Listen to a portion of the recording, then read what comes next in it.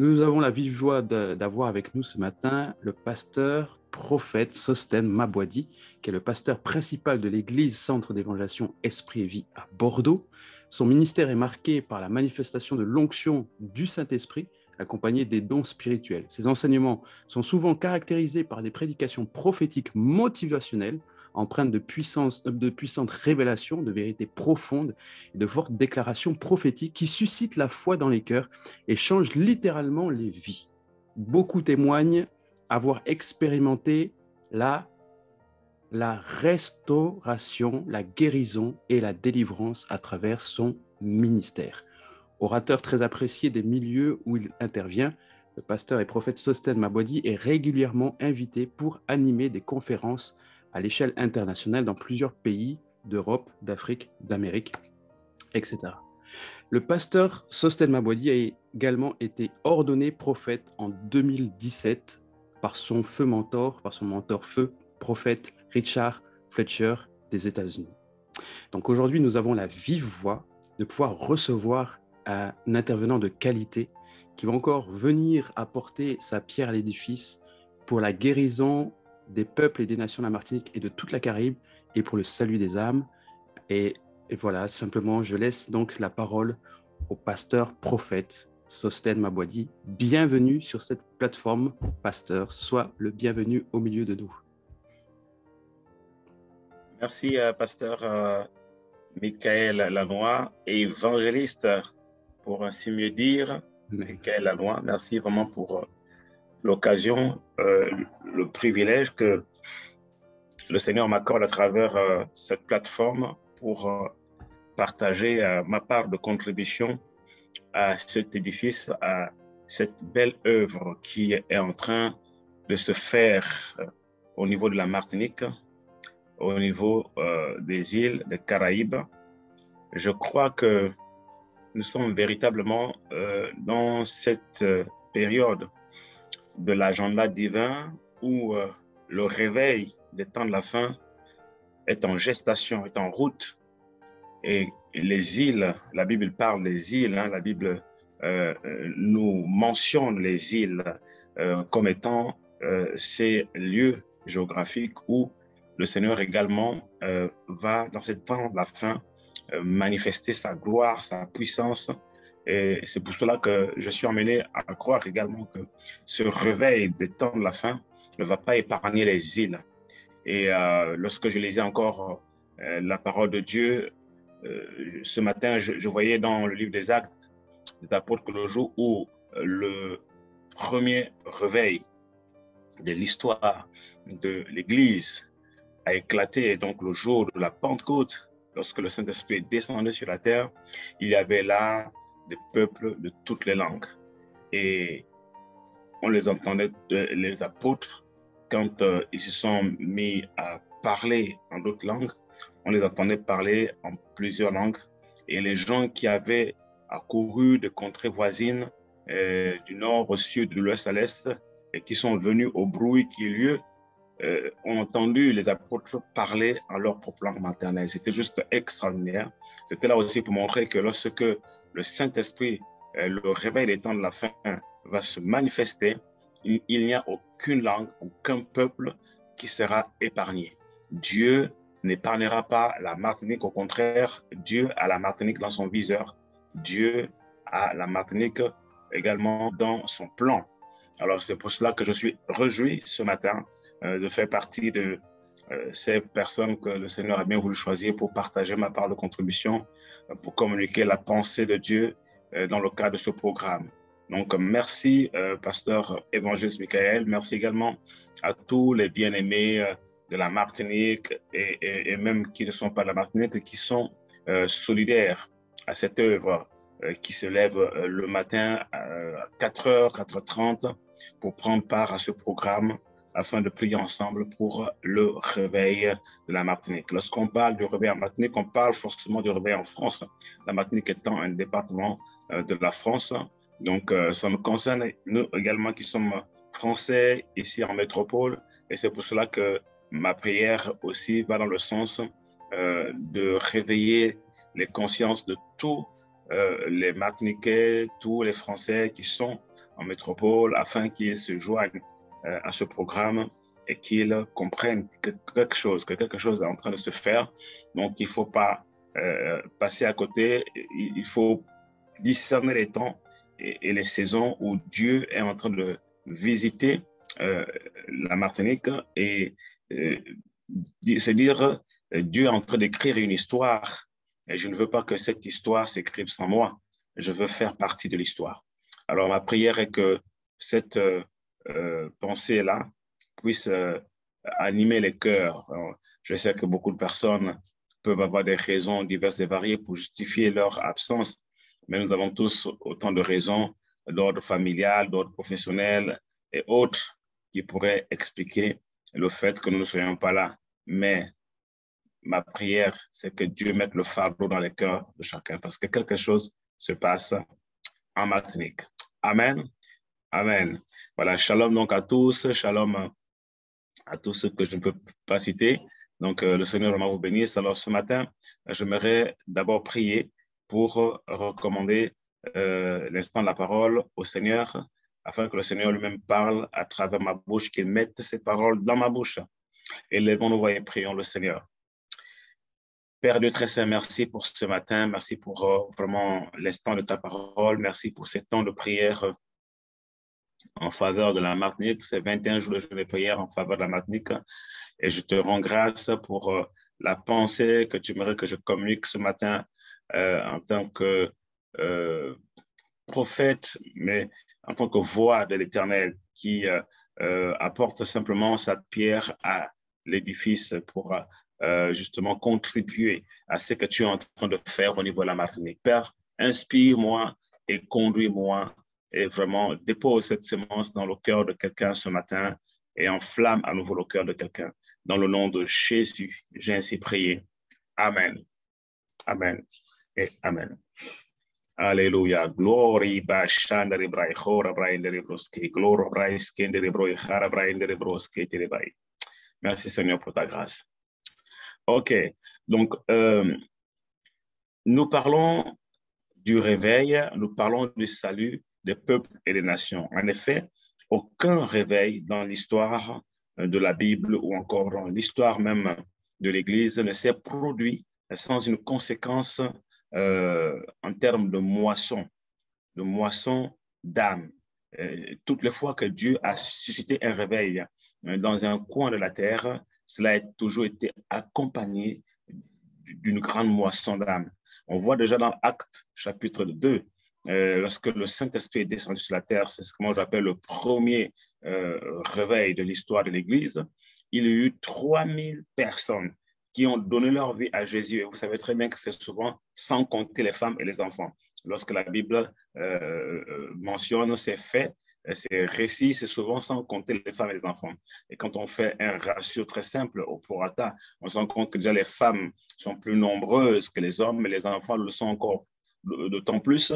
Alors, s'il n'y avait que 3000 hommes qui avaient été comptés sur le plan démographique statistique, vous pouvez, en allant sur juste un petit ratio, allez, on prend le plus petit multiplicateur 2, par exemple, on comprend qu'effectivement, ce chiffre-là, on peut le multiplier par 2, voilà, pour trouver le nombre de femmes qu'il y avait et le multiplier également par 2 pour trouver le nombre d'enfants qu'il y avait. Ça, c'est le plus petit multiplicateur. Donc, ça veut dire, en gros, en moyenne, au minimum, en fait, ce jour-là, il y avait 3000 plus 6000 et plus 6000 encore. Donc, ça fait combien? Ça fait 12 plus 3. On est dans les 15 000 personnes pour ainsi être proche des effectifs de la naissance même de l'Église primitive. C'est-à-dire qu'en fait, il y avait au moins 15 000 personnes ce jour qui se sont données au Seigneur et qui donc ont constitué la première Église.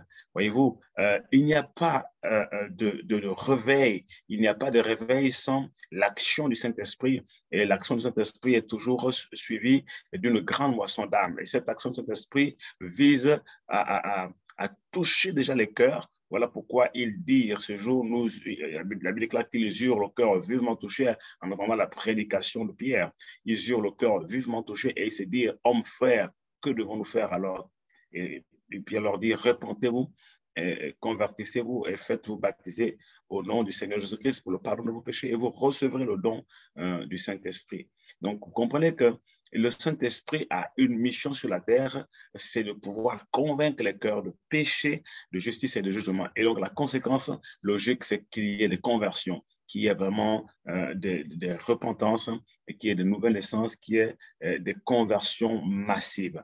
Et c'est ça l'un des signes majeurs d'un véritable réveil lorsque Dieu agit dans un coin de la terre. Bien sûr, après, il y a des répercussions sur le plan structurel, parce que le réveil va toucher également les structures, les institutions. Il y a des modifications au niveau même du tissu économique et des changements au niveau du paysage politique. Et c'est ce qui arrive lorsque Dieu fait irruption sur la terre, dans un coin du monde, par l'action du Saint-Esprit, ce qu'on appelle un réveil. Et ce réveil aussi peut toucher les chrétiens qui sont déjà là parce qu'il y a une forme de prise de conscience, il y a une révolution intérieure, une révolution de la foi qui amène les gens à un autre niveau de consécration avec, bien entendu, une forme de nouvelle passion pour l'œuvre de Dieu, pour les choses de Dieu. Il y a comme un retournement des situations où même les chrétiens qui étaient là depuis des années vivent une renaissance, en fait, un changement littéral, et puis il y a des manifestations des dons spirituels dans les églises. Et je crois que c'est ce qui va se passer aussi en Martinique. Il y aura des bouleversements structurels. Les églises dites mortes aujourd'hui vont recevoir vraiment la visitation du Saint-Esprit et vont rentrer dans le mouvement de l'Esprit au point de se réveiller. La vie va entrer dans les sépulcres et les tombeaux vont s'ouvrir. Il y aura des résurrections spirituelles. Il y aura des églises mortes qui vont ressusciter. Il y aura également ce que Ézéchiel a vu dans la vallée des ossements desséchés. Tous ces ossements desséchés reprendront vie. Et même ce que Jérémie aussi a vu, Dieu fera couler de l'eau dans le désert. Les chacals et les autruches glorifieront le Seigneur, dit la parole de Dieu. C'est ce qui va se passer. Je le vois dans mon esprit au niveau de la Martinique. C'est pour cela que, fort de ça, le Seigneur m'a dit de vous dire, élargis l'espace d'attente. On est dans Ésaïe chapitre 54, à partir du verset 2. Élargis l'espace de d'attente, étends tes cordages, affermis tes pieux. Donc ici, en fait, c'est comme Dieu est en train de dire, prépare l'espace, agrandis l'espace, prépare-toi à recevoir le nombre de personnes ou encore cette grande moisson d'âmes qui va se convertir à l'issue de ce réveil. Et donc, il donne des instructions, il dit, prépare-toi.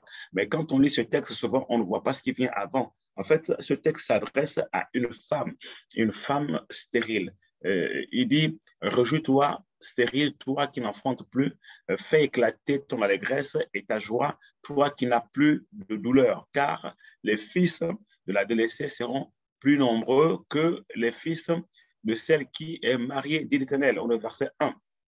Et le verset 2, donc, dit élargis l'espace de ta tente, qu'on déploie les couvertures, qu'on étende les cordages, ne retiens point, allonge tes cordages et affermis tes pieds. Et la femme stérile dont il s'agit ici, c'est Israël. Donc, en fait, Dieu ici parle à travers la bouche du prophète Ésaïe pour, de façon imagée, parler à un pays, à une nation. À l'époque, c'était Israël, mais aujourd'hui, Dieu parle à la Martinique. Dieu parle à la France, Dieu parle aux nations, au peuple, aux nations. En fait, Dieu dit à la Martinique que toi qui autrefois étais stérile sur le plan spirituel, tu vas bientôt enfanter. Et tes enfants seront tellement nombreux que tu n'auras pas assez de place pour les contenir. Ici, donc, il s'agit d'une moisson, une grande moisson d'âmes. Et à cause de cela, élargir l'espace de ta tente. Ça veut dire, en fait, il faut que tu te fasses de la place. Ta maison est beaucoup trop petite pour contenir tout ce monde. Ici, il y a vraiment un boom. On parle d'un boom démographique. Et c'est un boom démographique sur le plan spirituel, mais je dis aussi qu'il y aura un boom démographique sur le plan structurel, sur le plan naturel, sur le plan démographique de la population de la Martinique. Alléluia. Ouais, quand il y a des réveils comme ça, je vous ai dit qu'il y a des bouleversements même sur le plan structurel, sur le plan institutionnel, sur le plan démographique, sur le plan politique, sur le plan ecclésiastique, à tous les niveaux. Donc, il dit, élargir l'espace des attentes. Je vois la Martinique s'agrandir. Je vois de nouvelles constructions. Je vois de nouvelles zones géographiques se construire. Je vois des forêts, des endroits qui sont aujourd'hui encore en état de forêt, être à nouveau défrichés et abriter de nouvelles constructions. Je vois la Martinique s'agrandir sur le plan même naturel et structurel. Je vois la Martinique s'agrandir. Je vois des nouvelles découvertes qui vont être faites dans cette nation et dans ce coin de la terre, dans cette partie de la France.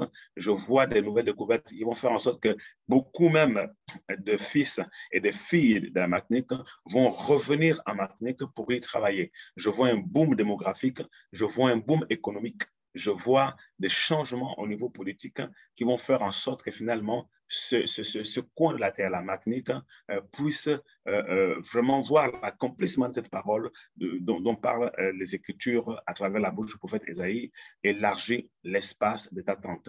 Il dit étends tes cordages parce que justement, il y aura ce boom démographique, il y aura cette grande moisson d'âmes, étends tes cordages. Pourquoi il faut étendre ces cordages? Parce que les cordages sont ces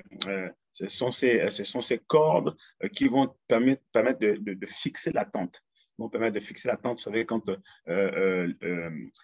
à l'époque, même aujourd'hui, on construit une tente, lorsqu'on la met, il y a des cordages.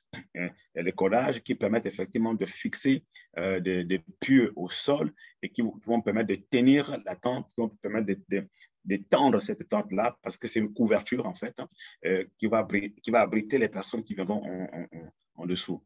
Donc, ça veut dire qu'ils vont venir effectivement y loger. Donc, vous comprenez qu'en fait, il y a toute une organisation à mettre en place. Il y a une logistique à déployer. Il y a en fait des moyens à mettre en œuvre. Ça veut dire qu'en fait, lorsqu'on se prépare à un réveil, à un boom démographique, à une moisson d'âme, on ne doit pas avoir peur d'investir sur des choses dans une logistique qui va permettre d'abriter ces personnes-là. Parce que justement, on est conscient de la taille démographique, on est conscient de l'effectif important que nous nous apprêtons à recevoir. Donc, à cause de cela, nous devons mettre les moyens et investir pour, s'il le faut, déménager, s'il le faut, en fait, prendre un espace plus grand, s'il le faut, peut-être agrandir là où nous sommes et pouvoir effectivement déployer tous les moyens logistiques, matériels qui vont permettre d'assurer l'accueil de toutes ces personnes. Et j'aimerais parler ici aux églises. En fait, aujourd'hui, on consacre beaucoup d'argent à beaucoup de choses qui ne sont pas forcément prioritaires, même si ça se paraît utile, c'est vrai, mais ce n'est pas forcément prioritaire.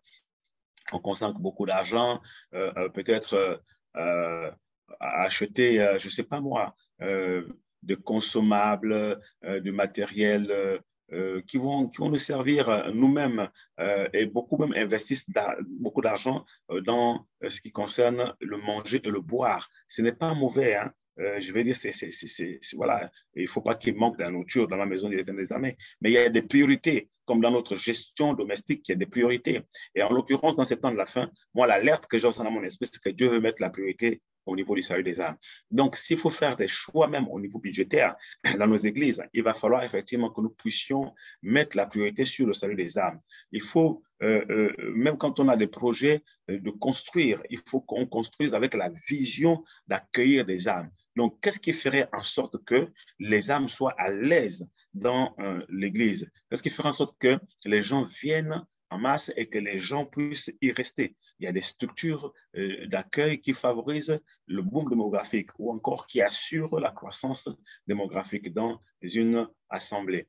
Par exemple, investir sur les éléments qui permettent que les gens chacun puisse avoir sa place dans l'Église. Investir dans les éléments qui font en sorte que quand les gens viennent à l'Église, ils puissent être à l'aise et avoir envie de revenir.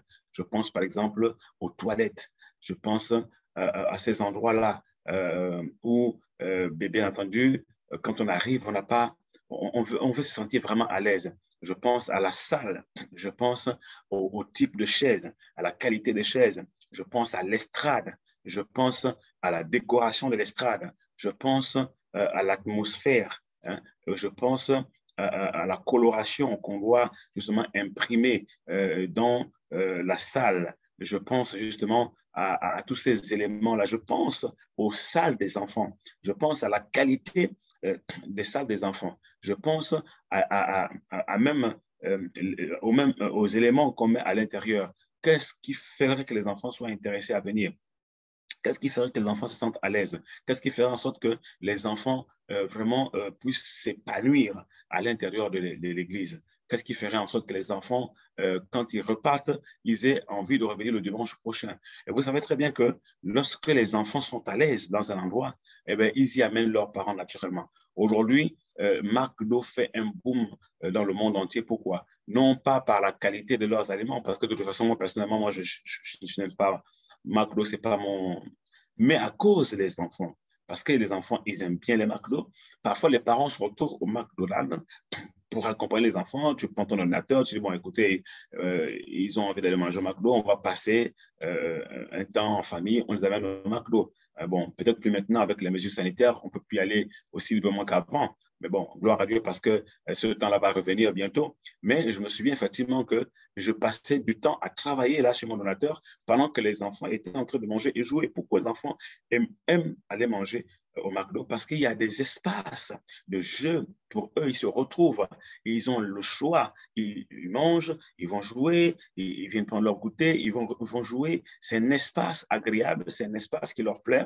Et donc, du coup, ils s'y plaisent, ils ont envie d'y aller et d'y retourner. Et les parents, pour leur faire plaisir, parce que ça fait partie effectivement des activités, le moment de qualité qu'on peut passer en famille, on y va, on les accompagne. Et même que parfois, tu n'as pas envie de prendre quoi que ce soit parce que bon, tu n'es pas très McDo, mais tu vas te retrouver en train de siroter une glace au passage. Pourquoi? Ben parce que simplement, tu es au McDo, donc du coup, ben, tant qu'on y est, autant joindre l'utile à l'agréable. Et c'est comme ça que les choses se passent aussi sur le plan spirituel, sur le plan ecclésiastique. Lorsque nous avons compris la nécessité d'élargir l'espace de notre temps, d'étendre nos cordages, d'affermir, je viendrai au point d'affermir plus tout à l'heure, de pouvoir effectivement étendre nos cordages, on comprend qu'en fait, il va falloir mettre les structures en place. Il va falloir mettre les moyens logistiques en place. Il va falloir mettre les moyens matériels en place et ne pas avoir peur d'investir en termes de priorité budgétaire pour justement élargir l'espace de nos tentes et pour déployer les couvertures et étendre les cordages. Quelqu'un dit Amen? Quelqu'un dit Amen? Donc, ça veut dire qu'en fait, dans les budgets de notre Église, dans notre Assemblée, on doit avoir pour priorité l'évangélisation. Pour priorité l'évangélisation. Et là, je ne veux pas les choses concrètes, parce que souvent, quand on parle d'évangélisation, on pense tout, on va sortir, on va aller prêcher l'évangile dans les rues. Oui, c'est bien tout ça, OK? Mais la Bible est claire. Hein? Tu ne peux pas vouloir construire une tour si tu ne t'es pas d'abord assis et calculer les dépenses pour estimer vraiment tout le coût et pouvoir effectivement maintenant te mettre à travailler et ouvrir le chantier. Et ça, c'est important. Quand on parle de réveil, on doit avoir cette pensée que le réveil a un coût. Le réveil a un prix, OK? Et ce prix, ce n'est pas seulement un prix spirituel, bien sûr, et ça va de soi. Je crois que ceux qui m'ont précédé en ont déjà parlé, ou bien ceux qui viendront après moi en parleront. C'est sûr qu'il y a un coût, il y a un prix sur le plan, il y a un prix à payer sur le plan spirituel, il y a un prix à payer dans le jeûne, dans la prière, et c'est ce qui s'est fait déjà depuis des années, dans le jeûne, dans la prière. Et donc, et là, à ce niveau, je crois qu'il y a beaucoup de personnes qui ont déjà parlé de cela. Même moi, je me souviens, l'année dernière, je parlais également justement de l'intercession pour le réveil. Et on a vu effectivement, je me souviens encore mon intervention lorsque je parlais sur le plan spirituel de l'organisation des royaumes, l'organisation du royaume des ténèbres, les dominations, les autorités, les principautés, les princes de ce monde, les puissants des ténèbres qui sont organisés et qui sont régis de façon justement à établir le règne des puissants des ténèbres sur la terre. Mais de l'autre côté, on a vu également comment Dieu est organisé, son royaume est organisé pour venir à bout justement de l'œuvre du diable sur la terre à travers l'Église et de pouvoir effectivement favoriser le réveil sur les peuples et les nations. Mais aujourd'hui, j'aimerais plus m'appesantir sur ces aspects-là pour montrer que justement, lorsqu'on a la vision du réveil, on doit se préparer. Et quand on se prépare, on doit intégrer le fait que oui, il y a un prix à payer sur le plan spirituel par tous les éléments qu'on a déjà vus et qu'on verra encore, mais il y a aussi un prix à payer sur le plan matériel, sur le plan logistique, sur le plan économique. Il y a un prix à payer. Et lorsqu'on a cette vision-là, on prie non seulement pour le salut des âmes, mais on prie aussi pour les moyens, pour les finances, pour les structures d'accueil de cette grande moisson d'âme qui se prépare, parce qu'on la voit déjà. C'est pour cela qu'il dit, réjouis-toi femme. Bon, alors, toi qui n'enfantes pas, toi tu es stérile, comment peux-tu te réjouir? On a bien compris que la femme dont il s'agissait, c'est premièrement Israël, puisqu'il s'agit dans le contexte du peuple juif, mais dans notre contexte actuel, contemporain, c'est l'Église. C'est l'Église, ok? Réjouis-toi, l'Église, toi qui es peut-être stérile aujourd'hui, toi qui n'as peut-être pas assez d'âme, toi qui comptes les effectifs, mais c'est vraiment, voilà, il y a comme une sécheresse. Réjouis-toi, parce que toi qui n'enfantes pas aujourd'hui, ben, tu vas enfanter bientôt et tes enfants seront très nombreux et tu auras besoin d'espace. Mais c'est aussi une nation, on parle de la Martinique. Réjouis-toi parce que ben, tes fils et tes filles seront nombreux. Et même ceux qui sont partis vont revenir, plusieurs vont revenir. Tu auras besoin d'espace, tu auras besoin de temps de décollage, tu auras besoin de te défricher de nouveaux champs, tu auras besoin de te créer l'espace, tu auras besoin de défricher ces forêts qui ne sont pas encore habitées pour pouvoir construire d'autres maisons, pour pouvoir préparer à recevoir le boom démographique qui va arriver. Quelqu'un dit avec moi, Amen, Amen. Non seulement il faut élargir l'espace des attendements, il faut faire la place, non seulement il faut étendre tes cordages, donc il faut rajouter des structures, il faut investir sur le plan économique, sur le plan logistique, pour pouvoir effectivement venir à bout des besoins démographiques qui vont arriver, mais aussi affermis tes pieux, affermis tes pieux. Les pieux, ce sont les leaders.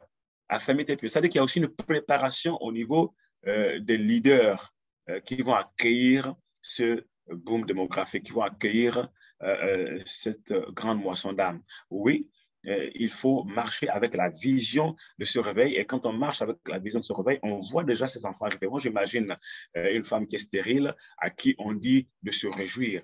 Mais comment veux-tu qu'elle se réjouisse alors qu'elle est stérile, alors qu'elle est triste? Moi, je pense par exemple à Anne, qui était mortifiée dans son âme à cause justement des mortifications de sa rivale Pénina, parce qu'elle ne faisait pas d'enfants et Pénina faisait des enfants. Donc, elle était triste. Alors, le Seigneur dit, ne t'attriste pas, il dit, réjouis-toi.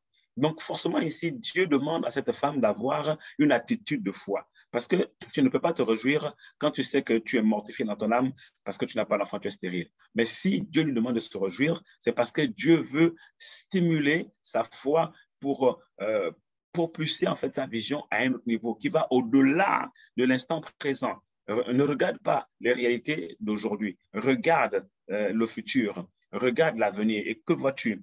Est-ce que tu vois ce qui se prépare? Est-ce que tu vois ces enfants qui sont aussi nombreux que le sable de la terre ou encore de la mer? Est-ce que tu vois ces enfants-là? Est-ce que tu vois ces enfants qui sont aussi nombreux que les étoiles du ciel? Est-ce que tu les vois? Si tu ne peux pas compter les étoiles du ciel, tu ne pourras même pas les compter. Si tu ne peux pas compter les grains de sable de la mer, tu ne pourras même pas les compter. Ils sont tellement nombreux. Alors quand tu les vois, réjouis-toi maintenant. Et là, ce que tu vois, c'est ici, il s'agit d'une vision spirituelle. Il s'agit d'une perception, okay, spirituelle. Alléluia. Parce qu'il y a une différence entre voir et voir. Alléluia. Il y a une différence entre voir et voir. OK? Voilà. Il y a une différence entre voir avec ses yeux physiques et voir avec ses yeux spirituels. Voilà. Il y a une différence donc entre la vue et la vision. Lorsque tu vois avec tes yeux naturels, ça c'est la vue. Hein? Voilà. Je regarde Michael, je le vois. Hein? Je regarde Sarah, je la vois.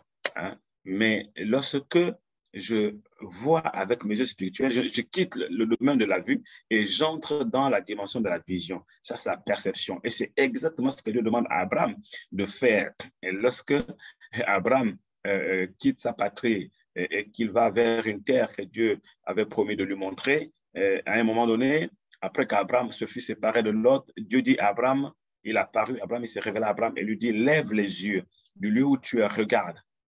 Tout ce que tu vois, je te le donne en possession. Certaines théologies, certaines recherches théologiques nous renseignent sur le contexte géographique où était situé Abraham et nous disent que Abraham apparemment serait dans une vallée au moment où Dieu se révèle à lui. Alors, vous imaginez dans une vallée, tu es dans une vallée, on te dit de lever les yeux et de regarder. Naturellement, qu'est-ce que tu vois? Ben, le premier ciel. Tu vois les nuages, c'est clair. Donc, ben, il dit, tout ce que tu vois, je te le donne. Donc, naturellement parlant, Abraham aurait reçu de Dieu, ou Dieu aurait donné à Abraham le ciel qu'il voyait, tout ce que tu vois, parce que c'est ça qu'il voyait normalement. Mais qu'est-ce qu'il lui donne? Il lui donne cette région d'Israël, en fait. Il donne cette terre qu'on appelait Canaan, qui est devenue Israël aujourd'hui simplement. Mais comment peut-il lever les yeux, voir les nuages, et puis Dieu lui donne Canaan, Dieu lui donne la terre d'Israël aujourd'hui? Comment? C'est là qu'on voit la différence entre la vue et la vision. Parce que, en fait, si Dieu lui avait donné ce qu'il voyait par ses yeux naturels, il lui aurait donné les nuages en possession. Mais on comprend qu'en réalité, il ne s'agissait pas de la vue, il s'agissait véritablement d'une vision. En fait, Abraham avait vu toute cette partie du Moyen-Orient, toute cette partie de voilà, cette terre de Canaan qui est devenue Israël aujourd'hui. Dieu lui a donné ça. Quelqu'un ici acclame le Seigneur. Alléluia. Dieu lui a donné ça. Et je crois que si Abraham avait vu au-delà de cette région du Moyen-Orient, il aurait vu au-delà de Canaan, au-delà d'Israël. Si par exemple Abraham aurait vu la Martinique, Dieu lui aurait donné aussi la Martinique. Alléluia. Mais gloire à Dieu, cette portion t'a été réservée à toi, ça a été réservé au pasteur Michael, ça a été réservé à Marianne, ça a été réservé à tous les Martiniquais, les fils et les filles de cette nation, parce que vous aussi, vous devez lever les yeux et voir toute l'étendue de ce territoire que Dieu vous donne en possession. C'était en fait votre part que Dieu a réservé. Heureusement qu'Abraham n'a pas vu tout ça, parce que sinon, que nous resterons-nous aujourd'hui? Nous avons besoin également de posséder comme Abraham a possédé. Et Dieu vous donne donc de posséder la Martinique, de posséder le nord, le sud, l'ouest et l'est de la Martinique, de prendre possession de ce territoire. Et pour cela, il dit, lève les yeux, regarde. Donc, voyez-vous, ici, c'est une stimulation à une perception, une vision spirituelle des choses. C'est pour cela qu'il dit à cette femme-là, donc à cette nation de la Martinique, à cette église de la Martinique, lève les yeux, regarde. Il dit, réjouis-toi. Ici, il s'agit vraiment d'une perception, une vision de la foi. Réjouis-toi. Et quand tu as cette vision de la foi, tu vois que les enfants seront nombreux. Tu vois qu'il y aura des femmes, des hommes, des jeunes, des vieillards. Et tu les vois tellement nombreux que tu dis, waouh, waouh, waouh, il me faut de la place.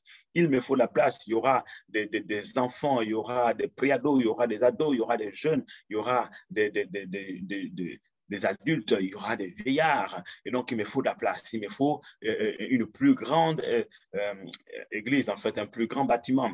Il me faut de nouvelles chaises. Il faut que ce soit vraiment des chaises aux normes, des chaises assez solides, des chaises assez accueillantes, des chaises assez, je vais dire, excellente, au standard, vraiment, qui feront ce que oui, aussi ça reflète la présence de Dieu, ça reflète la gloire de Dieu. Il me faut un nouveau lieu, un nouvel hôtel, je ne veux pas l'estrade, il me faut un nouveau décor de la salle, il me faut de nouvelles salles pour les enfants, il me faut de nouvelles structures, il me faut de nouveaux bureaux pour les pieux, on en parlera tout à l'heure, donc les leaders, il me faut des moyens logistiques, informatiques, didactiques, il me faut tout ça. Et quand tu calcules la dépense, c'est énorme, mais proportionnellement à la grande moisson d'âme qui arrive, en réalité, ça vaut le coup. Alléluia. Ça vaut le coup de payer le prix. Et d'ailleurs, si c'est Dieu qui me donne cette vision, forcément, il a prévu déjà la provision, donc je n'ai rien à craindre. Et comme c'est son argent, ce n'est pas mon argent, donc je n'aurai pas peur de dépenser. Quelqu'un ici acclame le Seigneur, parce que ce ne sont pas des dépenses personnelles, ce ne sont pas des dépenses où, voilà, c'est de ma poche, je vais commencer à gérer, à la fin du mois, comment je vais faire pour joindre les deux bouts. Non, non, non, non. Il a déjà prévu la provision pour qu'il ne manque de rien dans sa maison. Donc, comme c'est lui qui fait naître ses besoins, c'est lui qui me révèle ses projets, c'est lui qui me montre justement cette grande moisson d'âme, alors l'argent qu'il fait rentrer, ça va servir également à ça. Donc, ne pas avoir peur de dépenser. Dieu est en train de parler à des pasteurs, Dieu est en train de parler à des églises, Dieu est en train de parler à son peuple. Et il dit affermis tes pieds aussi. Donc, il a le troisième point. Quand on se prépare à recevoir cette grande moisson d'âme, ce boom démographique, il y a une préparation aussi à faire au niveau des personnes, des leaders qui doivent accueillir ces personnes-là. À partir de ce moment-là, il faut former les leaders. Il faut former les leaders sur le plan ecclésiastique. Et si je fais le parallèle sur le plan politique également, il faut former les leaders. Moi, je vois donc qu'il va y avoir une naissance de vocation, une éclosion de ministères pour pouvoir répondre aux besoins de ce réveil qui arrive. Je vois que de plus en plus, les gens vont rentrer dans la tête. Dieu va susciter des vocations pour préparer justement les hommes et les femmes afin d'accueillir ces enfants-là. Famille est pieux. Vraiment, c'est les colonnes dans la maison de Dieu. Dieu va faire en sorte qu'il y ait de plus en plus de personnes qui montent en compétence. Nous devons être assez vigilants pour discerner et pour pouvoir effectivement les identifier et pour pouvoir être à l'écoute du Saint-Esprit lorsqu'il nous dira « Mettez-moi à part Saul et Barnabas pour l'œuvre à laquelle je vous appelais. Mettez-moi à part Nadia et Thierry pour l'œuvre à laquelle je vous appelais. Mettez-moi à part un tel pour l'œuvre à laquelle je vous appelais. » Avoir le discernement de pouvoir répondre aux besoins spirituels de ce réveil. Donc, former les leaders, encourager les gens à se former, nous-mêmes organiser des formations au sein de nos églises pour préparer les leaders et les affermir afin qu'ils soient capables d'affermir les autres, comme le Seigneur a dit à Pierre, lorsque tu seras affermi, affermis également tes frères. Donc, ça, c'est aussi quelque chose, une instruction que Dieu donne à l'Église afin de préparer le réveil qui arrive, parce que le réveil arrive. Et il encourage l'Église à se réjouir. Pourquoi? Parce que déjà, dans cette vision spirituelle qu'on a, on voit déjà effectivement les âmes arriver. On voit cette grande moisson d'âmes arriver. Donc, on n'a plus de raison d'être triste parce que naturellement, on peut ne pas encore avoir d'enfants, mais spirituellement, on les voit déjà arriver. Donc, notre joie, ça c'est aussi un point très important, notre joie ne doit pas se définir ou être déterminée par les réalités que nous voyons avec nos yeux naturels. On l'a compris tout à l'heure qu'il y a une différence entre voir et voir, et une différence entre voir avec nos yeux naturels et voir avec nos yeux spirituels. Ce qu'on voit avec nos yeux naturels, c'est la vue. Ce qu'on voit avec nos yeux spirituels, c'est la vision. Donc, il ne faut pas que notre joie soit conditionnée par la vue, mais elle doit être déterminée par la vision. Quand quelqu'un marche avec une vision, il est toujours joyeux. Pourquoi? Mais parce qu'en réalité, son état d'âme ne varie pas en fonction de ce que ses yeux physiques voient, donc en fonction de la vue, ce qu'il voit présentement, les réalités. Mais son état d'âme varie en fonction de la vision. Il est toujours joyeux. Pourquoi? Mais parce qu'il voit des choses que vous ne voyez pas. Alléluia. Il voit des choses que vous ne voyez pas. Moi, je suis sûr qu'une femme stérile à qui on dit rejoue-toi, elle pourrait paraître folle aux yeux des autres femmes. On dit, mais cette femme-là, elle est folle. Elle n'a pas d'enfant. Elle se rejoue tous les jours, elle chante des cantiques. Elle chante, elle est tout le temps joyeuse. Et quand tu vas chez elle, elle a agrandi la maison. Elle a déjà même, sa maison est en plein chantier en ce moment. Elle est en train de faire des travaux. Moi, je lui pose la question, mais qu'est-ce que tu fais? Elle dit non, elle est en train d'agrandir la maison parce qu'elle va bientôt accoucher de triplés. J'ai dit, mais elle est de quadruplés même, de quintuplés. Mais je dis, mais elle est folle. Mais est-ce que ce n'est pas parce qu'elle a tellement espéré avoir d'enfants que jusqu'à présent, elle n'a pas eu d'enfant? Voilà pourquoi ça lui est remonté dans la tête et puis commence à disjoncter. Est-ce que ce n'est pas... Elle doit quand même peut-être faire un tour voir voilà, du côté psychiatrique là-bas s'il n'y a pas quelque chose à faire pour elle. Et les gens peuvent commencer à la trouver folle et à se moquer d'elle pour certains, mais elle sait qu'elle n'est pas folle. Alléluia. Les gens vont la trouver parfois folle, parfois bizarre, parfois ridicule, mais elle sait qu'elle n'est pas folle. Pourquoi? Parce qu'elle voit des choses qu'eux, ils ne voient pas. Elle voit déjà ses enfants. Et donc, sa joie est née de ce qu'elle voit dans la vision. Sa joie est conditionnée par ça. Et ça, c'est important même dans la vie chrétienne. Nous ne devons pas laisser nos états d'âme varier au gré de ce que nous voyons avec nos yeux physiques. Mais au contraire, nous devons laisser notre âme, nos états d'âme varier en fonction de ce que nos yeux spirituels voient.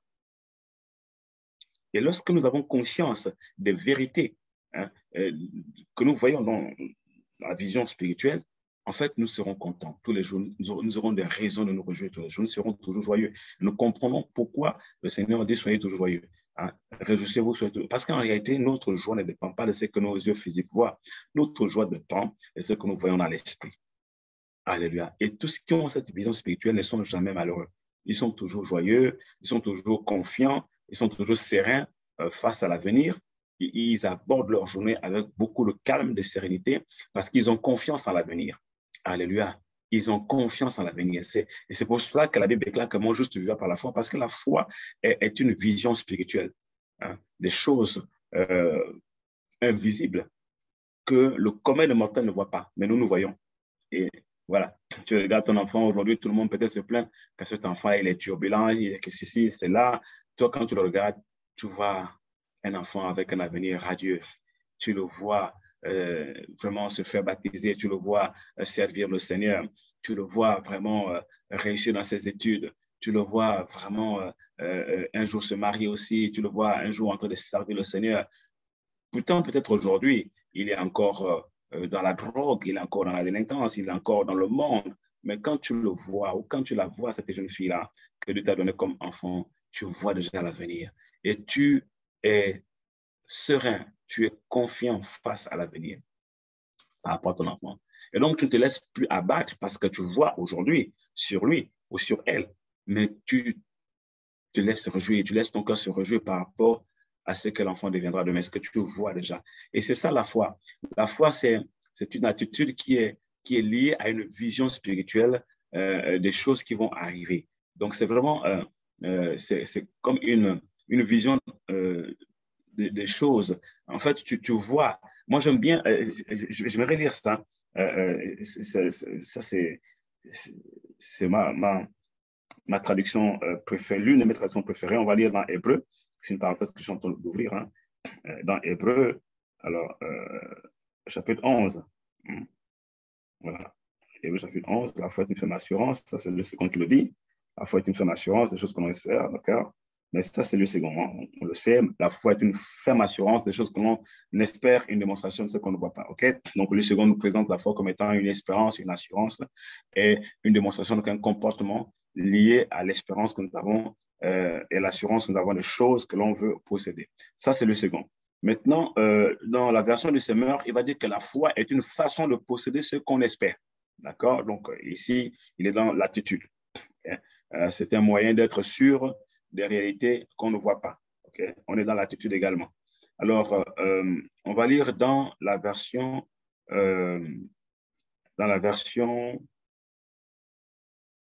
Martin. Or, la foi représente, voilà, c'est ça. Or, la foi représente les choses qu'on espère. Et elle est une démonstration de ce qu'on ne voit pas. La foi représente. Ça, j'aime. La foi représente les choses futures. Alléluia. Donc, quand on a cette perception-là, ça veut dire qu'on vit le futur dans le présent. On se réjouit déjà dans le présent par rapport à ce qui nous est réservé dans le futur. C'est pourquoi j'aime souvent dire que la foi se conjugue au futur présent. Alléluia. La foi ramène le futur dans le présent. Et comme la foi ramène le futur dans le présent, en fait, nous vivons déjà le futur dans le présent. Ce qui est réservé dans le futur, nous le vivons maintenant. Donc, nous sommes contents. On n'attend pas d'avoir la chose pour se réjouir. On se réjouit déjà parce qu'on sait on la possède déjà, cette chose. Quelqu'un ici acclame le Seigneur. C'est pourquoi j'aime la version, Martin de ce texte. Il dit, or, la foi représente les choses que l'on espère. Oh, alléluia. Donc, c'est l'attitude que Dieu demande à cette femme d'avoir, hein, à cette église d'avoir, à cette nation d'avoir. Et quand on a cette vision, hein, nous nous préparons, nous nous formons, alléluia, et nous formons aussi. Nous formons nos leaders, nous affermissons nos vieux. Alléluia. Et j'aimerais terminer avec toujours cette note d'espérance et cette note prophétique en vous disant ceci. Personne ne peut venir à Dieu si ce n'est Dieu qui l'attire, voyez-vous. Vous devez savoir qu'il y a dans l'action du réveil, dans les mouvements du réveil, autant pour moi, il y a une action surnaturelle qui relève de la main de Dieu. Il y a une action surnaturelle qui relève de la main de Dieu. Et c'est le Seigneur Jésus-Christ qui le dit lui-même dans Jean chapitre 6, verset 44. Il dit, nul ne peut venir à moi si mon Père ne l'attire. Donc, vous comprenez? Il dit, si mon Père qui m'a envoyé ne l'attire. Donc, Dieu peut t'avoir donné une mission. Dieu peut t'avoir envoyé en mission en Martinique, ouvrir une église. OK? Mais si lui-même n'attire pas les gens ne reviendront pas. Donc, c'est l'un des sujets de prière que nous devons avoir. On doit prier aussi pour que nous puissions en fait, que Dieu puisse attirer les âmes. Que Dieu puisse attirer les âmes. Et comment le fait-il? Okay? Dans Actes chapitre 2, verset 47, on voit que l'Église était en paix, l'Église était en joie. Donc, ça, c'est l'attitude déjà qu'on a vue au départ, que nous devons avoir. Ça, c'est important. Et dans cette attitude-là, qui ne dépend pas des circonstances que nous voyons avec nos yeux naturels, mais qui dépend effectivement de ce que nous percevons dans l'esprit, dans cette vision de la foi. Et le Seigneur ajoutait chaque jour au nombre de disciples ceux qui étaient sauvés. C'est Dieu qui ajoute. C'est une action surnaturelle. Et comment encore je peux, de façon pratique, dire ou décrire cette action surnaturelle? Lisez la parabole de la vigne. Lisez la parabole de cet homme qui avait un grand champ, et puis l'ennemi est venu semer l'ivraie pendant qu'il dormait dans la nuit.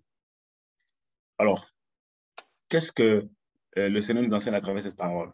Il va dire, il ne faut surtout pas, je paraphrase, il ne faut surtout pas commettre l'erreur de vouloir enlever l'ivraie.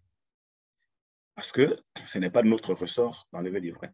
Et c'est l'état actuel du monde, c'est l'état actuel de l'Église. Il y a un mélange, il y a des hérésies parfois, il y a tellement de choses qui se passent au niveau de l'Église, corps de Christ aujourd'hui. Mais ce n'est pas notre responsabilité à nous. On n'a pas la capacité de séparer l'ivraie du bon grain. Ce n'est pas à nous de le faire. Dieu ne nous a pas donné ce rôle-là. Hein? Dieu ne nous a pas assigné ce rôle. Parce que si on le fait, on sera maladroit. On n'a pas ce rôle. Dieu a assigné ce rôle aux anges moissonneurs. Quand vous lisez la parabole, il parle des anges moissonneurs. Donc, il existe une catégorie d'anges que la Bible appelle les anges moissonneurs. Ce sont ceux-là qui ont reçu la mission et le mandat de vendanger. Ce sont les anges vendangeurs. Ce sont les anges moissonneurs. Ce sont les anges que Dieu envoie pour la moisson des âmes. Et quand ils arrivent, eux, ils font le travail du tri. Ils séparent le bon grain de l'ivraie. Alléluia. Quelqu'un ici acclame le Seigneur. Or, nous savons très bien que les anges sont des esprits de Dieu, envoyés par Dieu pour faire un travail sur la terre. Ça veut dire que lorsqu'il y a des mouvements de réveil, il y a donc forcément un déploiement angélique. Il y a forcément un déploiement d'un mouvement angélique qui dépasse en fait notre entendement, qui dépasse notre travail humain, qui dépasse nos efforts même. Hein? Oui, c'est important de le comprendre. Okay? C'est important de faire notre part, mais vous devez avoir conscience qu'il y a une grande part qui est réservée et qui n'est réalisée que par l'action souveraine de Dieu à travers le mouvement des anges moissonneurs. C'est dans ce sens-là que la Bible déclare que Dieu ajoutait chaque jour au nombre des disciples ceux qui étaient sauvés. Donc, Dieu attire les âmes par l'action des anges. Okay? Et ça, c'est important. Après, on sait aussi qu'il y a l'action du Saint-Esprit, puisque à travers les guérisons, les miracles qui s'opèrent, le bruit accourt et les gens entendent parler qu'il se passe quelque chose dans cet endroit. Et puis, les gens viennent voir.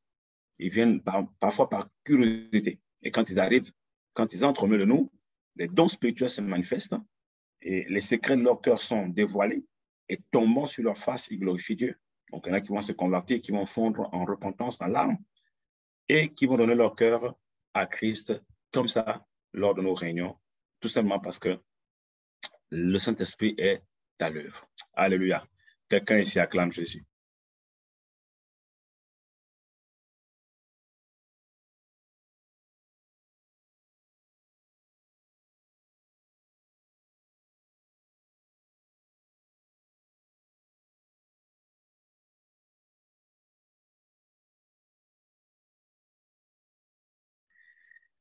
Gloire à Jésus, gloire à Jésus.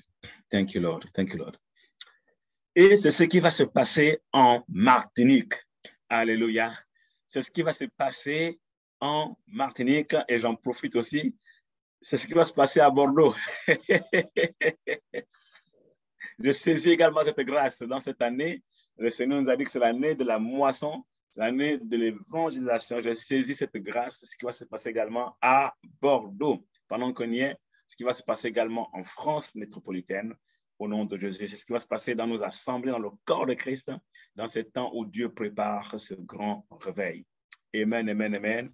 Et donc, je vais conclure en disant qu'on ne va pas rester là les bras croisés à attendre que ça se passe. Oui, on a entendu ce message, c'est merveilleux de voir ce que Dieu prépare, ce qui se prépare et comment nous devons effectivement nous préparer. Mais on se prépare comme Habakkuk l'a dit, il dit « j'étais à mon poste ». Donc, en étant à son poste, et d'ailleurs, le prophète Élie nous en donne l'exemple. Il est donc monté sur le mont Carmel. On est dans 1 Roi chapitre 18, verset 41, et il a prié. Il a prié, 1 Roi chapitre 18, bon, je ne lirai pas tous les versets, et il a prié en prenant la position d'une femme qui accouche, et donc la pluie est tombée. La pluie ici, c'est l'image, même le symbole, l'image du réveil. La pluie, c'est le Saint-Esprit qui descend sur la terre. Donc, j'aimerais dire à quelqu'un ici, à un serviteur de Dieu, qu'il se fait un bruit qui annonce la pluie. Alléluia. Il se fait un bruit qui annonce la pluie. Maintenant, nous devons rester comme Habakkuk à notre poste, à la prière, selon qui est écrit dans Ésaïe, chapitre 37, verset 3. Et ainsi parle l'Éternel à Ézéchias. Et ce jour est un jour d'angoisse, de châtiment et d'opprobre, car les enfants sont prêts de sortir de ces maternelles, mais il manque de force pour l'enfantement. Donc, l'Église doit se fortifier dans la prière. L'Église doit être puissamment fortifiée par le Saint-Esprit pour pouvoir être capable de pousser, parce qu'on est dans une période de douleur de l'enfantement. Nous sentons les douleurs. Tout ce qu'on voit se produire autour de nous, là, dans le monde, hein, les calamités, les catastrophes naturelles, les pandémies, tout ça là, ce sont les douleurs de l'enfantement. Donc, nous sommes sur le point d'enfanter et les enfants sont sur le point de sortir du sein maternel. Maintenant, on a besoin de force. On doit se fortifier. On doit arrêter de se diviser. On doit arrêter de se chamailler pour des broutilles. On doit se concentrer sur l'essentiel pour justement économiser nos forces et les concentrer sur l'essentiel, sur les priorités du moment, c'est-à-dire le réveil, le salut des âmes, pour enfanter justement ces nouvelles naissances qui doivent être enfantées, hein, au lieu de dépenser l'énergie avec des choses inutiles, avec des divisions par-ci, des questions de qui est le plus grand, qui a le plus grand ministère, qui a le plus grand nombre de personnes dans l'Église. Attendez, concentrons-nous seulement sur le réveil qui arrive, concentrons-nous sur ce qui se prépare, parce que en ce moment-là, on n'aura même plus à se chamailler pour une âme qui a quitté mon assemblée pour aller dans l'autre assemblée. En ce moment-là, on ne va plus se téléphoner entre pasteurs pour dire oui, vraiment, pourquoi tu as pris mon âme? Mais comment on peut prendre ton âme? Ah, c'est la sorcellerie. Hein? Comment peut ton âme est en toi? Comment moi je peux la prendre? Elle est en toi. Hein? Bon, bref, c'était une petite parenthèse d'humour. Mais j'aimerais dire aussi que en ce temps-là, quand il y aura le réveil, on n'aura même plus à s'appeler pour des histoires d'une âme qui a quitté une église. Non, non. On va plutôt s'appeler pour dire, mais est-ce que tu as de la place chez toi? Parce que j'ai tellement de monde que je ne sais plus où les mettre tous. As-tu de la place? Parce que il y a des gens qui sont debout chez moi, j'aimerais te les envoyer. Quelqu'un ici acclame le Seigneur. Alléluia.